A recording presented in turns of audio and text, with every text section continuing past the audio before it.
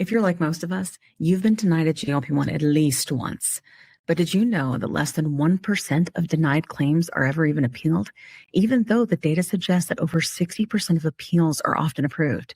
That means that people who should be paying $25 a month are instead paying thousands of dollars a year out of pocket, not necessarily because appeals don't work, but because the process is confusing and time-consuming. But that's where Honest Care comes in. You go to their site, and then you just start with a quick assessment. And then Honest Care will build your appeal with the clinical and medical arguments that your insurer needs to hear, and then guide you through submitting it. If you've been denied, don't stop there, because most appeals must be filed within 90 days. So don't wait. Go to findhonestcare.com/Kim to get your free assessment today. That's findhonestcare.com/Kim. All right. Welcome to the Plus Sides, everyone. We're very excited to have you. I am Kat Carter. I am missing my partner in crime, Kim Carlos. Kim has experienced a pretty significant loss, and so she's taken a few weeks away from the recording of the podcast. But we got to keep it going. And as you know, Kim always says, we have the job to do to get loud and change things. Good. I love it. Right? So I am really excited to talk to our guest today, Dr. Sherry. And before we get into that, really quickly, if you haven't been here before, if you haven't seen the Plus Sides yet, please like, follow, and share.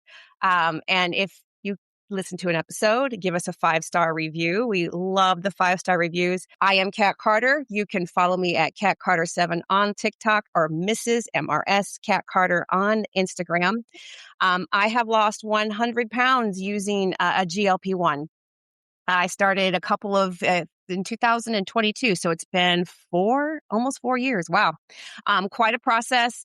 HRT helped me out as well midway, because we got onto perimenopause, and there's, like my older sister always says, there's no glory in pain. So I will go to a specialist for any kind of pain that I'm going through. And speaking of no glory in pain, I'm very excited to speak to our guest today. Now, if you've been listening to the Plus Sides, you'll know that we have been kind of expanding into more than just obesity medicine and the medications and metabolic disorders. Kim always likes to call it the softer side of Sears. We remember those commercials. Expanding into other elements, right? We have definitely talked to many. I guess we did an episode on fashion, and now we're So it's definitely expanded, and we have because it's the full person. Obesity does affect. It is a chronic disease, but we're whole people. We're whole persons that we have a lot of moving parts, and so.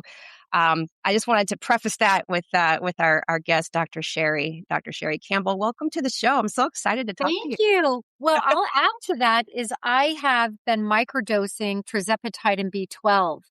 Okay. For the past year. Perimenopause, I think, tried to kill me. I'm also healthy. Yep. And, I have a full beard now, which is strange, but so fun. But I was having... I gained 22 pounds doing nothing, and I'm always been a fairly little person. I could not get that weight off to save my life. It was affecting my self-worth. It was affecting everything. And I was waking up feeling like someone walked on me with metal cleats all night long. And I'm like, I don't know who this person is, but they need to not come in because... And being on the HRT plus the microdosing of tirzepatide and methylated B12 over this last year has fundamentally changed my life. I've lost the 22 pounds. When it's shot day, I'm like, yes! Like, I'm so excited for shot day.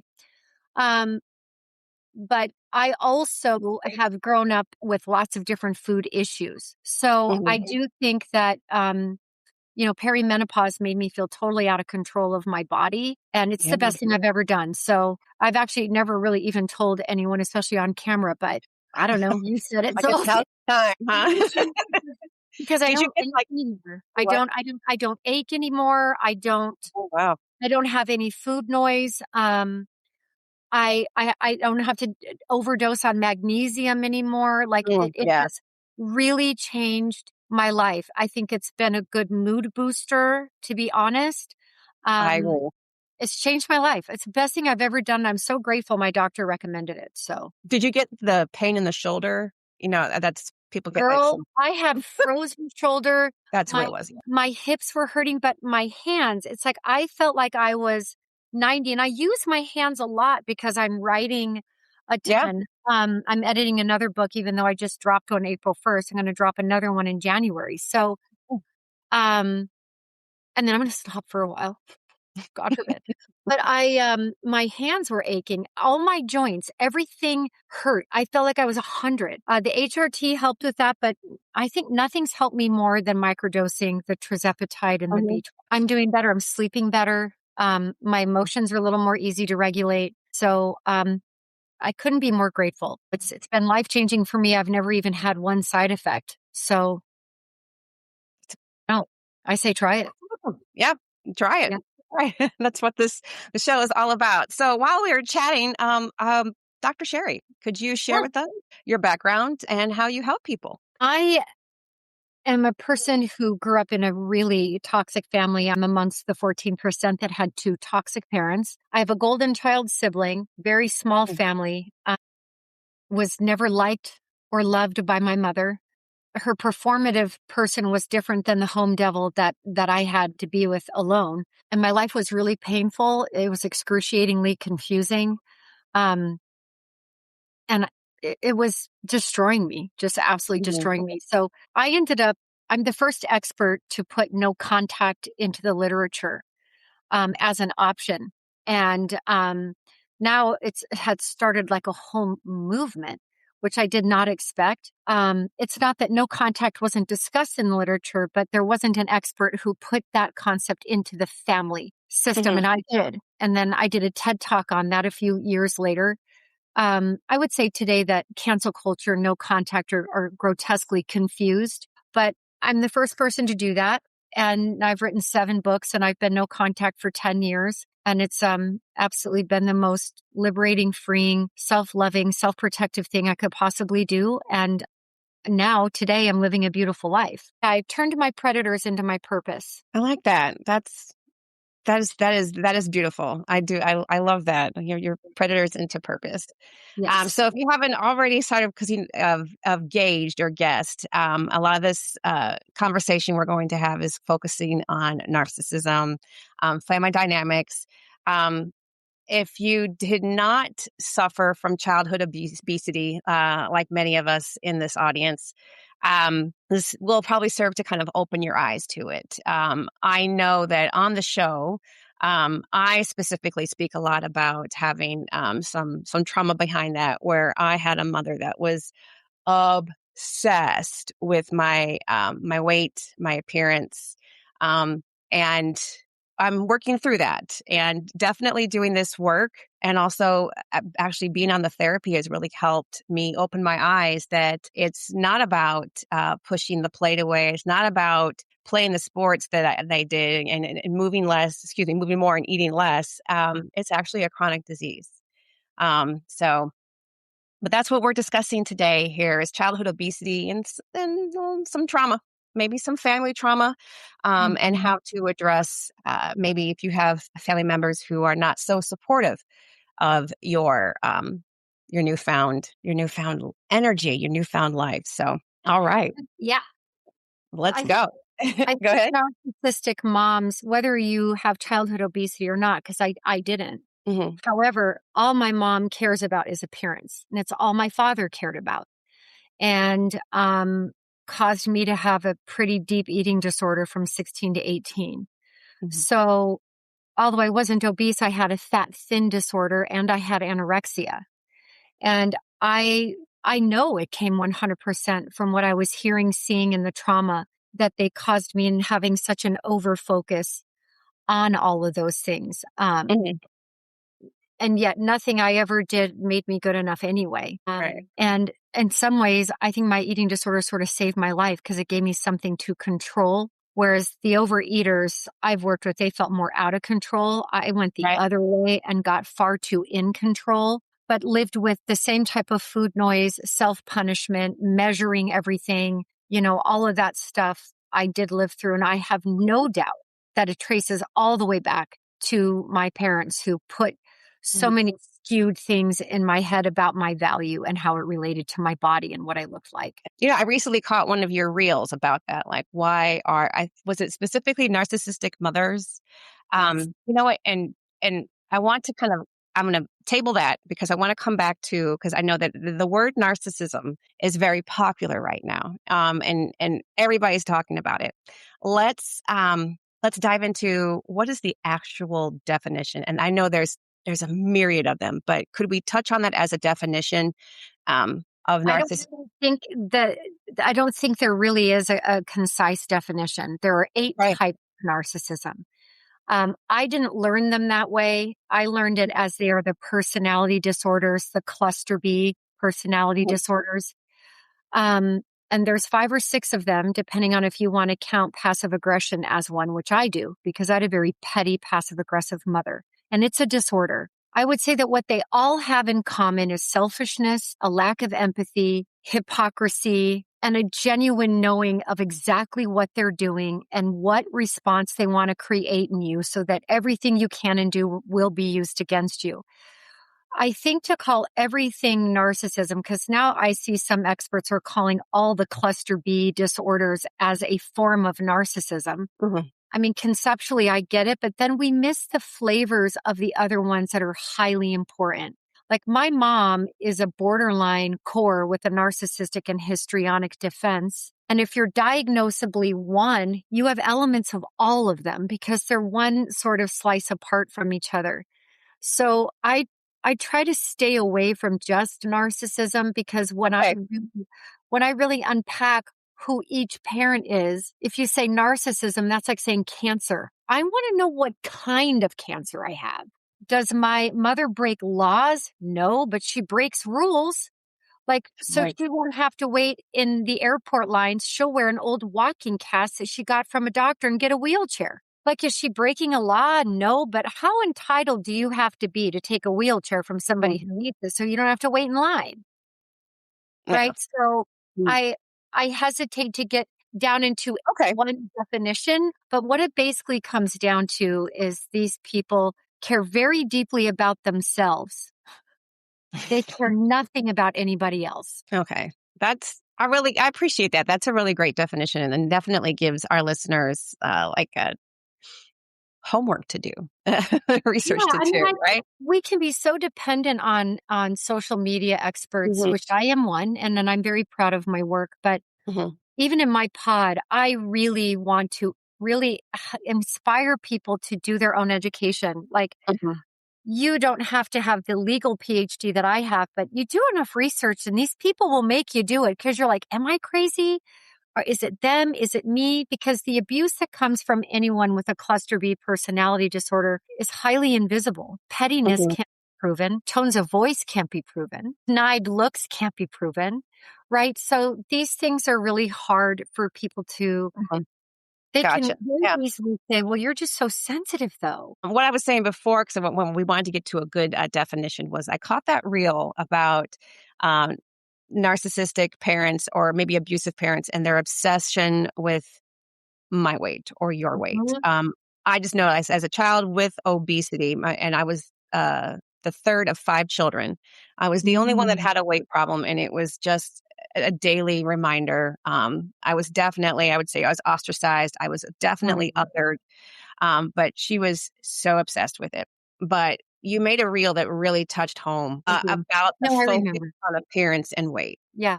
Yeah. There is such a heavy focus on it. Whenever you are different, like in your circumstance, I think it even makes, there's another layer to that, 60-second video that wasn't in. The scapegoat is always the one that is different. And whatever difference it is that you have, whether you're a girl and she wanted boys, which is my mom, whether you're the only overweight child in a system of 5, if you're developmentally delayed, if you have, she wants you to be blonde, but you have brown hair, God only knows, right? Every family that's toxic needs a chosen one to pick on. They need an identified patient. They put you center stage.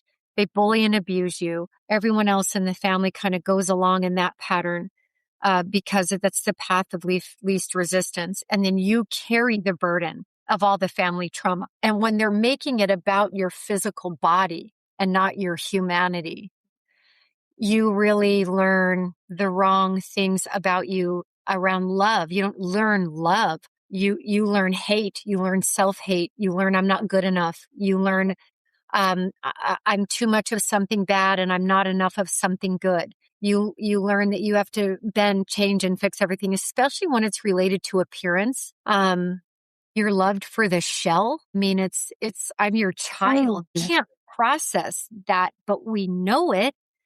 But no one names it for us. And it's like the spotlight's on us, but we feel totally invisible because they're spotlighting the wrong thing. And do you think that, another plug of a different, I remember I interviewed a doctor, Dr. Carla, who focuses on childhood obesity. And she said that focusing on the diet culture part is just further damages and creates further health issues down the road. Do you find that some patients that you work with have, the poor relationships with food and fitness stem from a particular point or stem from that foundation, and that there is a way to we have to address or work through that in order to kind of get past that in our recovery and in our treatment? Hands down, I have yet to treat anyone with any form of an eating disorder who was not totally humiliated as a child or over-focused on weight. And they all have eating disorders of some type because it all becomes about measuring up. And the physical body, I think, is seen as more changeable than maybe the internal world. But when your internal world is totally attached to the physical body, because this is this little, vehicle that we're traveling the world in. I admittedly, just me, if I don't like my body, I can't like Sherry. Okay. I hate profound. If I hate my body, I hate me. I feel unlovable. I feel gross. I feel, all of these myriad of feelings that I've actually never really written about. It's taken me a long, long, long time to figure out the eating disorder part of my life. I'm devastated at how many hours and days and months and years are in my journal of me writing about hating me and hating my body. So, although I was never obese, I was always made to feel like I was fat. I wasn't good enough. Like, for example, my mom said to my sister-in-law, "Oh, I'm just so lucky to have a daughter just like you because you're tiny like me and we can share clothes and do all this stuff." I mean, and you look at Sherry and she's huge. If you're like most of us, you've been denied a GLP-1 at least once. But did you know that less than 1% of denied claims are ever even appealed, even though the data suggests that over 60% of appeals are often approved? That means that people who should be paying $25 a month are instead paying thousands of dollars a year out of pocket, not necessarily because appeals don't work, but because the process is confusing and time-consuming. But that's where Honest Care comes in. You go to their site, and then you just start with a quick assessment.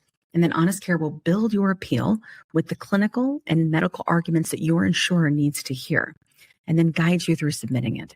If you've been denied, don't stop there because most appeals must be filed within 90 days. So don't wait.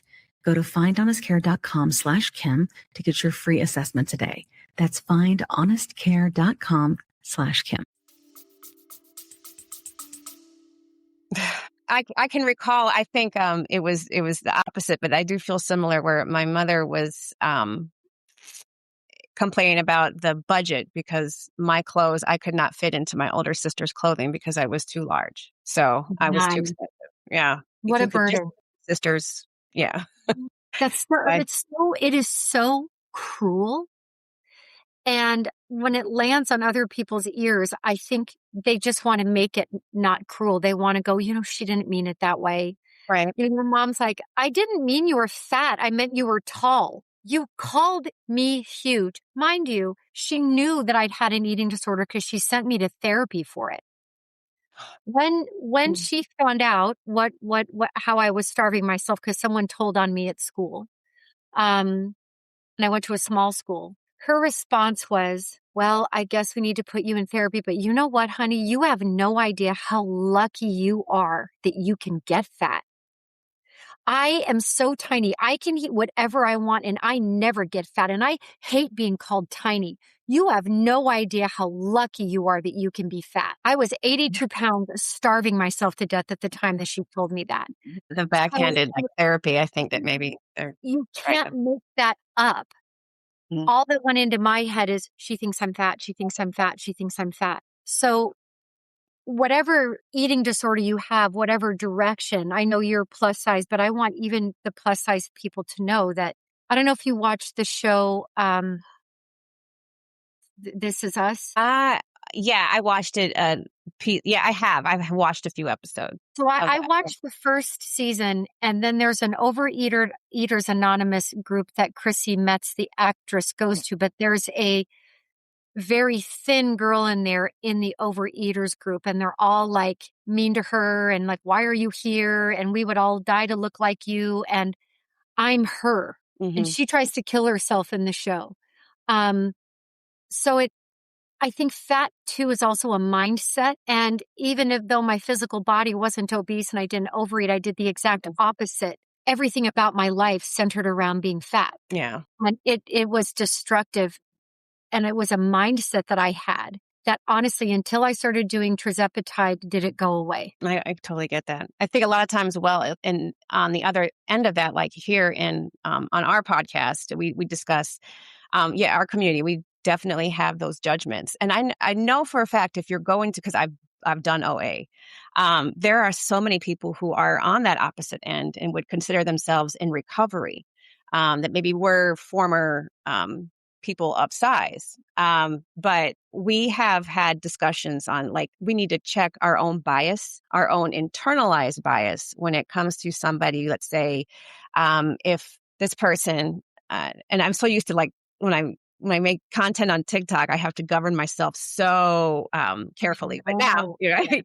So what I'll say is, let's say somebody loses 20 pounds and some of us on this end, we're like, oh, all you had to lose. But no, it's not fair. That's still our internalized bias working on us as well. So, yeah. Yeah.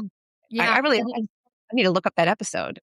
Yeah. I mean, it was a few of them where she was introduced. She was anorexic, but in an Overeaters Anonymous group. And what they did so brilliantly in that show is they showed that one isn't worse than the other. And that Chrissy Metz had this whole coming to like a new level of awareness that, like, she hated this girl. Like, you're humiliating us. Why are you here? You shouldn't be here. You ate a piece of toast. I was like that. I would slice a slice of bread in half. I would measure my Raisin Bran. I counted fat grams like crazy. I'm 55. So that was like the way that things were back then. But it destroyed me for years. Even up until a year ago, it was still so destructive because when I did gain the 22 pounds in menopause, I couldn't love myself. And I was so mad that to love me, I had to love my body, or I had to love what it looked like. It didn't matter if it was healthy or it did wonderful things for me. My brain was like, fuck that. Just such an internalized self-hate that felt so separate from who gave it to me. It had become its own horrible monster in my basement that I never found a way to control until I went on HRT. And I'm hesitant to put anything dangerous out there. I don't think anyone anorexic should go on a GLP. But I definitely speak to your doctor. I want to be careful with that. But I will also say that for the first time in my life, I am free from that monster in my basement that had my mother and father's voice telling me always that I wasn't enough. My body wasn't good. I wasn't pretty enough. I wasn't smart enough. I wasn't any of these things. I think most people look at me and project onto me something completely different. And that's also been painful because then I always sort of felt like I wasn't allowed to verbalize how deeply destructive I was to myself around my body, food, and weight. Yeah, I think I would say it comes in both sizes, if that makes sense. Like the obese. Love that. Love that. It comes in both sizes. I am curious. So a lot of us are recovering from, this internalized bias, the internalized hate, and some of us have children and families of our own. Yeah.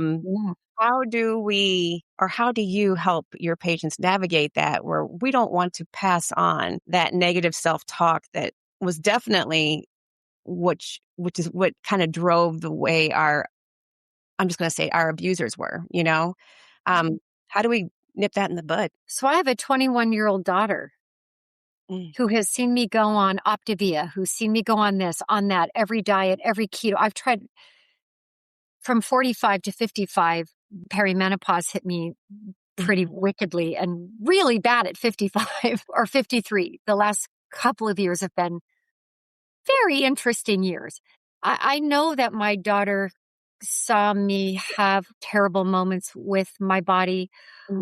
Even if I didn't talk about it verbally, I was always on. She's like, why are you eating space food when I was doing Optavia? Genuine space food. It's all powdered in a packet and you mix it up and you put it in like a little tiny waffler. Not even joking. It did work, but it's not sustainable for me. And it's full of the bad seed oils because it doesn't expire. Yeah. But I always had this desperate relationship with weight. It was panic and, oh my God, God, it's like so hard to explain because I don't talk about this ever. So it's wild that I'm like, well, let me tell you all about it. It was a desperate me trying to outrun my self-hate or win the competition with my body somehow. So she did see me go on all of those things. My daughter has not an ounce of an eating disorder, which is so beautiful because I think even though she saw it in me, I have always been so positive toward her about who she is. I've never focused on her body. And I was also an elite athlete. I was an Olympic hopeful figure skater. So I was also weighed a lot as a kid. That started to feel different as my period came and other things. Okay. So my daughter has none of it. I mean, I have never asked her to eat differently. She eats whatever she wants, whenever she wants. She's such a beautiful human. She's physically beautiful too, but that's not what I focus on. I don't know how I did good there. Grateful, very grateful I did. When I treat people in my office with any type of eating disorder, it's impossible to not go back and look at the roots of where that came from. Yeah. I have found, and in my new book, I talk a lot about doing your basement work. And that book dropped April 1st, and it's the how. How do I heal myself? What are the actions? It's called You Are Home. And I created a metaphor of a house. And there's basement work. There's a ground floor to be grounded. The greatest thing that you have to do is to figure out your parameters.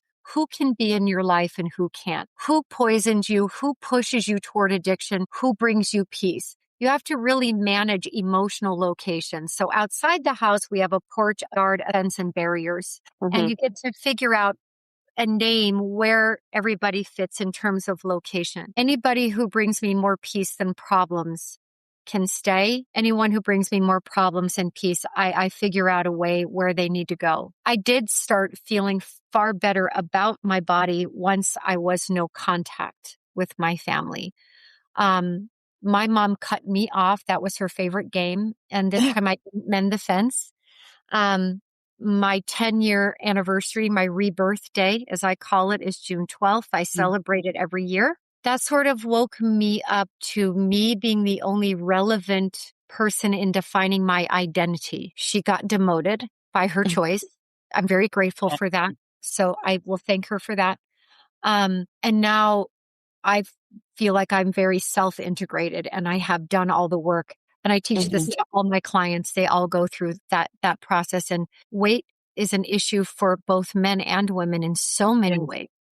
And it because the narcissist is so concerned with appearances and they're so interested in being better than, that my mom wanted me to be beautiful on one end, but she didn't want me to be more beautiful than her. Yeah. And that's still like, I find that like the mother-daughter relationship is just, it can be so complicated already. And then when you combine it with, and, like say a mom who has not addressed her trauma, is maybe emotionally immature. And for our audience, it's both in men, just both fathers and mothers as well.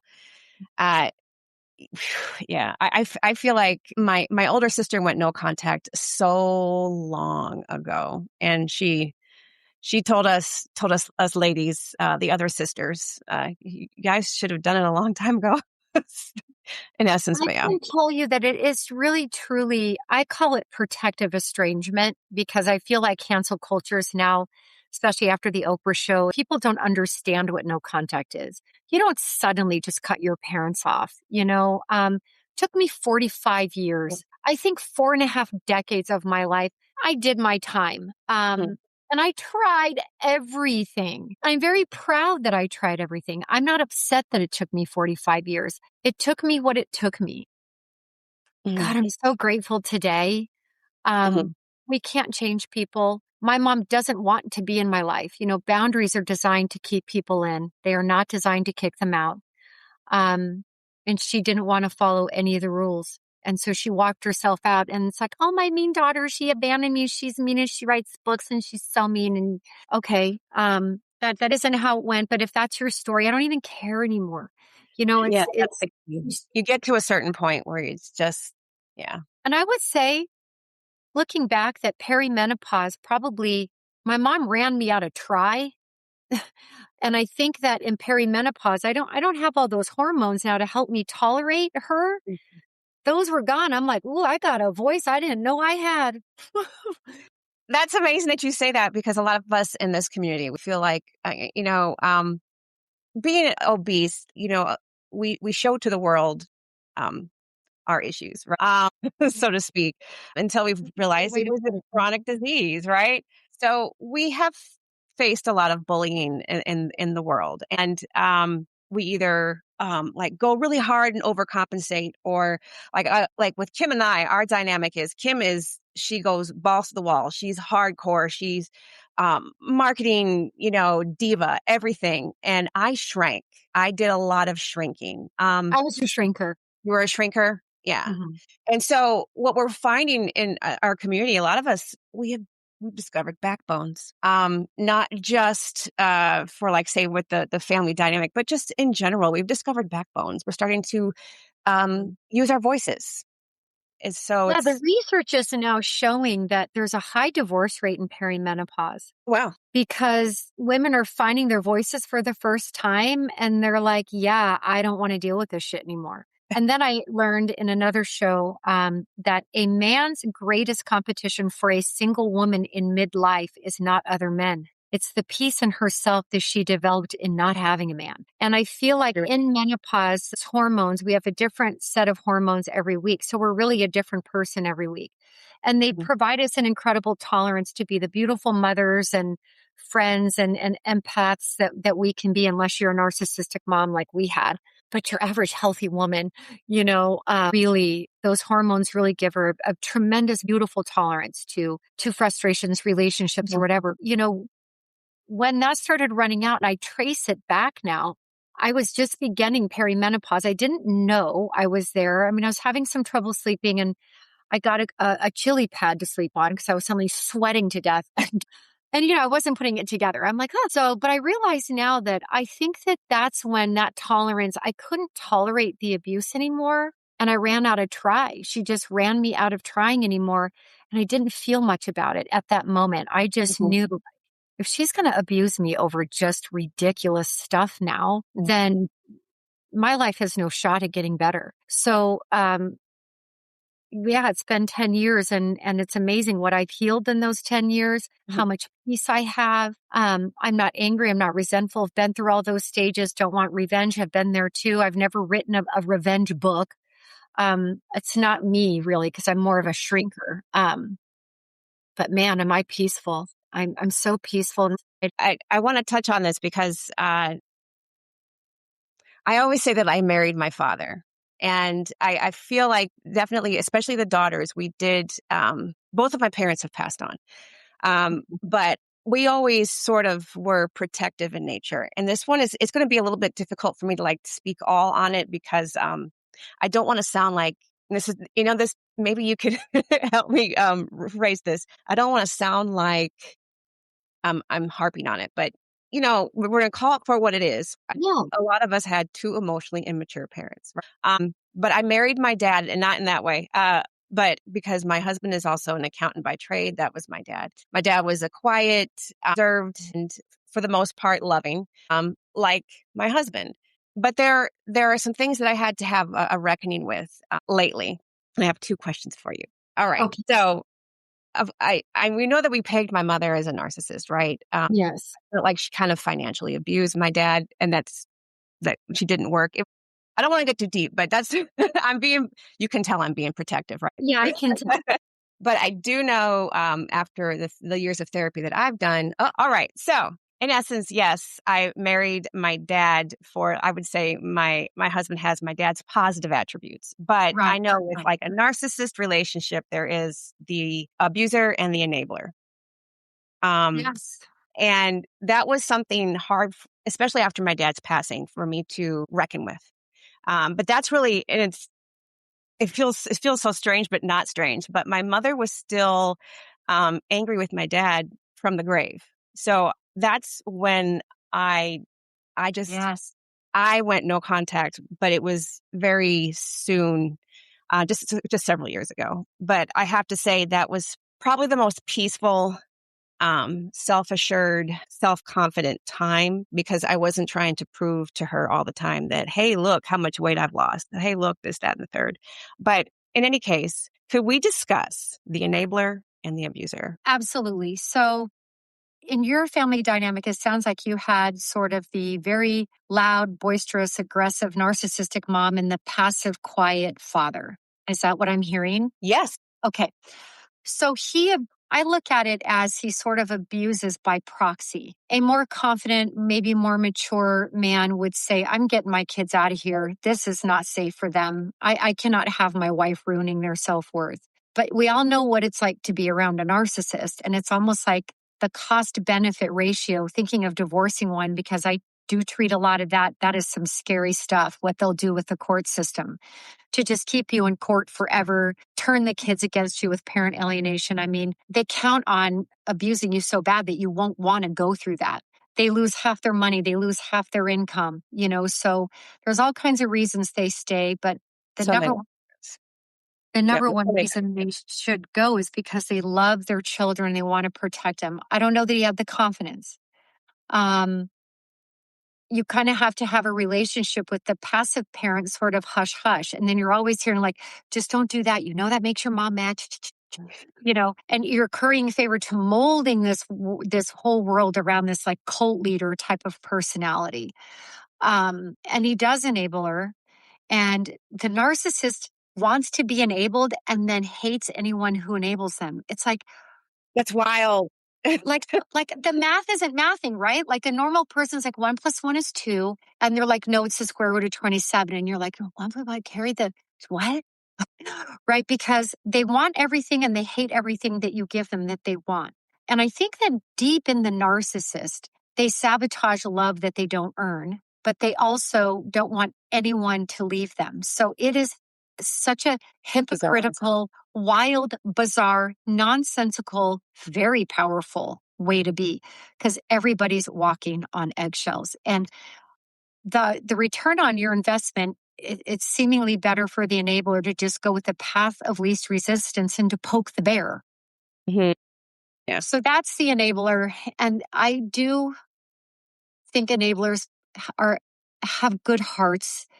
They don't have any boundaries. They're not healthy. They're not really any healthier than the narcissist, in fact, because on some selfish level, they're taking very much care of themselves, or they're twisting that they're taking care of their children. You can't take care of a child and keep them in an unsafe environment at the same time. Mm-hmm. You had sort of that classic pattern. It sounds like you married the parts of your husband that you love, like the stability, the anchor, the calm, the structure, the safe harbor, right? Beautiful things in him to marry. But it is wild when, the passive parent dies and the narcissist is angry. It's like, this man built his entire life to make you fucking happy.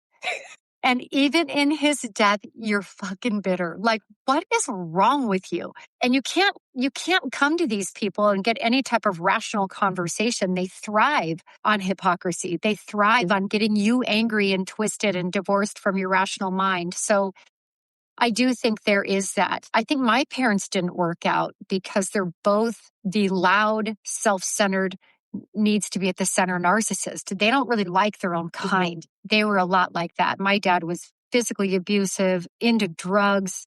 There's different cults that he was in for a while. Wild. He was just wild. He married 5 times. My mom married 4. So I had a very different way of being raised. But both of them are the most self-centered person on earth. And they both were like walking on eggshells. Right. So whatever you grow up in, you will repeat it. I married my mom for 6 years, and then I married my dad for 6 months.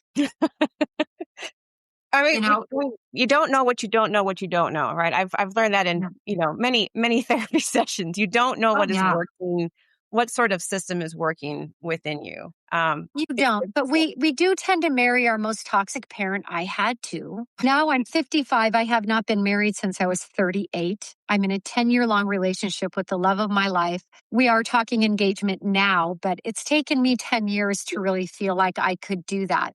And I'd like to be engaged for another 5. I'm just not. It's more of a business decision at 55 than it is like anything else. That makes sense. I really do love him. And I love my independent life from him, but I think it's okay to repeat those patterns. I look at both of those marriages and see how they were both such necessary mirrors for me. Okay. The 6-month marriage was a 2.5-year relationship, but I got married and he turned right into someone different once I was his possession. So I don't have any shame about those things. I learned for 20 years really how to find myself and reclaim who I am. And that's what my whole book is about, this new book. So, yeah. I feel like we all are reclaiming ourselves. Yes. And speaking of another dynamic too, because I want to get your input on this. Yes, please. A lot of people in our community, maybe they're close family, close friends, or a unit. When you're going through this transformation, sometimes, unfortunately, your loved ones are not supportive. Maybe they don't like this new you. How do we navigate that? I would say that my husband is awesome and he's so supportive. So he cheers me on every day. But anyway. We love him. Right. He's the boss. I just posted a video on losing the bigness and volume of your life that you're used to. As you go no contact, you can feel like very on the planet of like just you, yourself, and you. I felt that. I think that was necessary to go through. I think it was part of me reclaiming my sense of home, reclaiming me. I had to make all new traditions for Christmas and, the little things people don't even think about, or people go, just meeting you. Oh my God. So like, where's your family? I'm like, So I had to map all this. And that's what I did is there were no footprints in the snow before me. So all of my books, the 4 books I have on the toxic family, help you navigate every single situation you could ever think of, because I was alone. Like, what do other people do? I'm like, oh my God, there's like nothing's out there. So I started trying different things and experimenting. And I look at everybody I lost as a very necessary loss. If they can't love me in my growth, and I've kind of come to learn my energy is expensive and not everyone can afford it. And my energy is expensive, not because I'm bougie, and it's because of the work and the years and the sobbing and the ugly cry and the self-abandonment to their abandonment to self-sacrifice, people-pleasing, self-hate, all of it. I had to fix all of that. And if you can't be happy for me that I fixed all that pain, then you are not for me. And you cannot afford me. Yes. Boom, done, bye. Do you have any sort of tidbits of say action items that would make you sort of think or evaluate and then an act like, hey, this doesn't seem right. Let me evaluate this and then maybe take the action. Oh, yeah. Guys? Yeah. I mean, I did a whole, and the new book goes through all of this stuff. Anyone who sees me, I basically took what I do in my office and I put it into a book. It's internal family systems, but in a metaphor of a house, which makes it so much more approachable. My clients come in, they're like, well, a monster got out. I'm like, oh no. Like, how bad's the damage? You know what I'm saying? They break through the floor, break the walls down. Like, what do we got? And we just laugh because it's a really fun, loving, sort of very approachable way to look at. I'm kind of done with labels and jargon. I think our culture's, Right.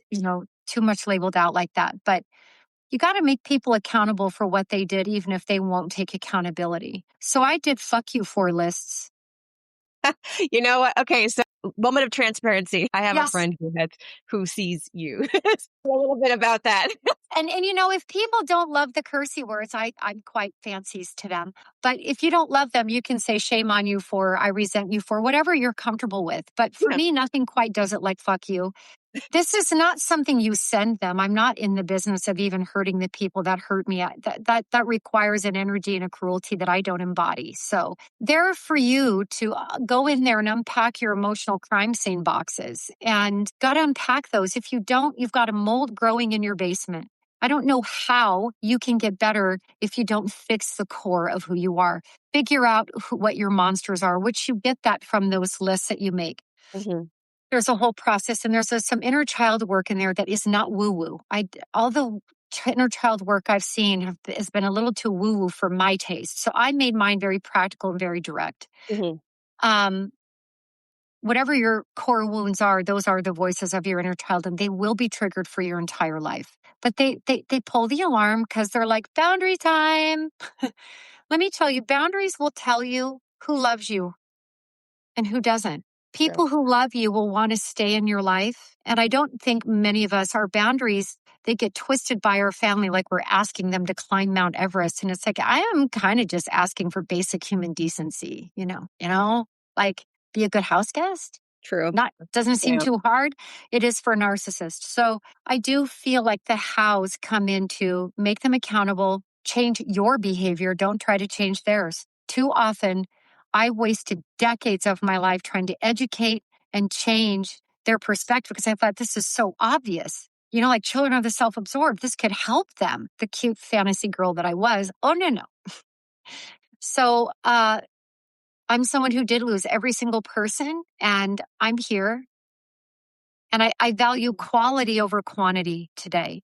The deafening noise of the quiet was deafening to me. It took me a long time to adjust. It took me a long time to make my own decisions and not be like, that was good, right? Like the freedom of like just being able to be me. And I had to try that on. I'd never had that before. I was always trying to fit someone else's image, someone else's idea of me. I got a master's. Am I lovable yet? No. Okay. Yeah. I got a PhD. Like, I don't know. Can't get much higher. No. Oh, no. Okay. Shit. Right. So I think my biggest thing is I had to accept that I wasn't the problem. Mm-hmm. And in accepting that meant that there couldn't be any solution. I continued to make myself the problem so that there could be a solution because I was willing to change anything and everything to have a family. Mm-hmm. Wow. So it sounds like at the end of it all, it's boundaries. I would say for me, writing your feelings down, writing, doing a lot of good reading, a lot of studying. I've healed through my hands. I am on my 657th journal. Yeah. So if I write it down, I get logical. You do the accountability list, or you write and you vomit, however you do it. I would say as far as emotional regulation, everyone can wait. If you have a monster that's gotten out, I would write that monster out first before you talk it out. Let people know you need a minute to process. People will only have respect for you because most people cannot do that. And I'm very good at that now, but it took a lot of practice. I grew up in a very abusive, reactive family. Yeah, I totally get that. That is amazing. One more really personal question. I just want to get it out. And I hope that this episode, people are able to kind of see the similarities. While we are like focusing on like my situation, but also just things in general, the writing, the reading, the processing, the therapy. I feel like I channeled Oprah there, the therapy. Yeah. So I have to ask this because I have not asked a formal therapist about this. So when my mother passed, Yeah. I did not grieve. I grieved for a moment, but because it was like the weight of like why being so angry throughout life. And I know that when you become someone who's like that, there's definitely like a point of great pain to create who you are. Right. But I was just tired, just exhausted. I think I slept for like 2 days, and I want to know your input. So I write about this. That reaction. I write about this reaction in my new book. What's your book? I go into great detail about it. Mm-hmm. There's grief on every floor. On the top floor where you are, relief is a form of grief. It's called complicated grief. It's complicated. It's complicated. Yeah. My dad passed, so I know exactly what that feels like. I did not cry. I felt relieved. There were parts of me that felt bad for him. Yeah. Strangely enough. So many levels, yes. I felt bad for him because he missed the whole point of being here on planet Earth. And what a disappointment that must have been to him at those last moments. I have no doubt that these people know this. I don't think they get away with it. I think the 1 yard line is a interesting place to be. And he tried to call me to his death at the 1 yard line, which I chose not to involve myself in because that never would have been for me. It would have been a free card out of jail for him. So he would have thought. Either way, he would have to face that he manipulated me to go there so that he could feel good about himself, which was never my job to make him feel that way, not even in death. Death does not change people. The only thing that changes people is choosing to change. And if they don't do this while they're living, I think they're going to cross over. They're going to have an interesting life review. I think they're going to come back and have a whole other cycle of this until they get it. I think the grief is really complicated. It doesn't necessarily mean it's painful. I felt tremendous relief. I didn't feel bad for me. I just knew that he missed his shot. Well, I just felt empathy, like, gosh. I didn't even feel empathy. So I tough. I felt pity coming from love, not like you're pathetic, but like they ran me out of empathy. They ran me out of sympathy. They ran me out of compassion. They ran me into pity. I guess I just felt like, in a way, like how pitiful for him that his ego was so huge that he missed all the love. He missed the purpose of being here. I'm wildly obsessed with my healing journey. I'm wildly obsessed with learning to be me authentically, wholeness included, all my flaws and everything else. And he missed out on it. He didn't even get the point. And so I'm relieved for him too. He was a miserable dude, man. And so was my mom. The bitterness that woman lives with, I can't even imagine living in her body. I can't imagine living in that kind of dishonesty and bitterness. And so I probably I don't know what I'll feel. I can't say that I could even know, but it was complicated. Yeah. But what I realized is I had always been grieving the living dead anyway. That does happen. I think maybe, yeah. A lot. There was never attachment. There was never attunement that was safe. Estrangement didn't happen because of no contact. I was always estranged. All I did in midlife is I gave it a cute name, right? But I was never attached.